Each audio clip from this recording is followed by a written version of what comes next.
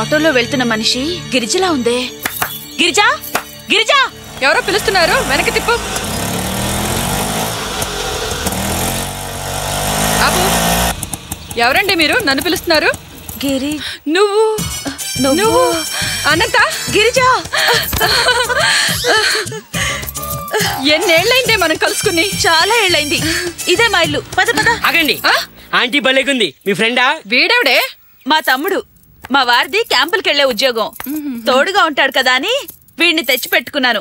నా ఫ్రెండ్ రా. గిరిజా గిరిజా అని నీకు సుత్తి కొడుతూ ఉంటానే, ఆ గిరిజా ఈవిడే. ఓహో, సుత్తి గిరిజా. ఇల్లు చాలా బాగుందే అనంత. మీ సొంతమా? ఆహా లేదే, అద్దిల్లే. మా వారికి ఇల్లు కొందామన్న ధ్యాస లేదు. మా వారు అంతేనే, ఎప్పుడు టూర్లో ఆఫీస్ పనిని. మీ వారిది టూర్లు ఉద్యోగమేనా? అది ఇద్దరికి ఒకే రకమైన భర్తలు దొరికారన్నమాట. మరది కాఫీ తీసుకొస్తానుండవే. ఓకే. అంకుల్ మందు కొడతారని మా బావ అయితే తగ్గొట్టేస్తాడు. మా వారు రోజుకి 2 పెగ్గలు తీసుకుంటారు. మా బావ అయితే ఎన్ని పెగ్గలు తాగుతాడో లెక్కే లేదు. ఏంట్రా ఆంటీని విసిగిస్తున్నావా? కాఫీ తీసుకోవే. అవునే, ఇంతకీ మీ వారిది ఏం ఉద్యోగం? బావగారు ఉద్యోగమే అక్క.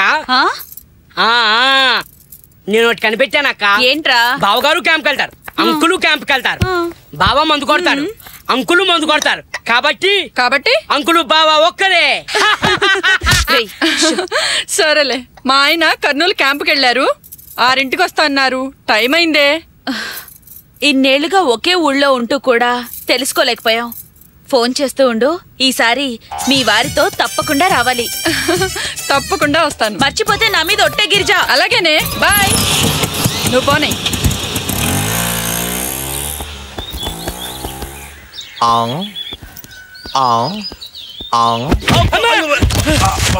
బాబు ఏంటి? ఆ ఇల్లే ఆవిడెవరు తెలుసా? గిరిజని మా అక్క ఫ్రెండ్. ఆవిడ మీ బావగారిని కలిసిందా? ఎవరు నువ్వు? గురునాథం అని మీ బావగారికి బాగా కావాల్సినవన్నీ, లోటుపాట్లు తెలిసినవన్నీ. అవును, సెల్ ఫోన్ దొరికిందా? ఈ మ్యాటర్ నీకెలా తెలుసు?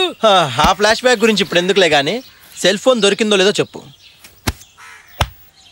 లేదు, ఎప్పుడు ఫోన్ చేసినా ఓ లేడీ ఎత్తుతుంది. రాంగ్ నెంబర్ అని ఒకసారి, ఈ ఫోన్ మావారిదని ఒకసారి అంటుంది. Very bad lady. Wrong connections అన్ని అలాగే ఉంటాయి. నువ్వా? నేనే. మళ్ళీ ఎందుకు వచ్చావు? ఏ చెప్పాలా?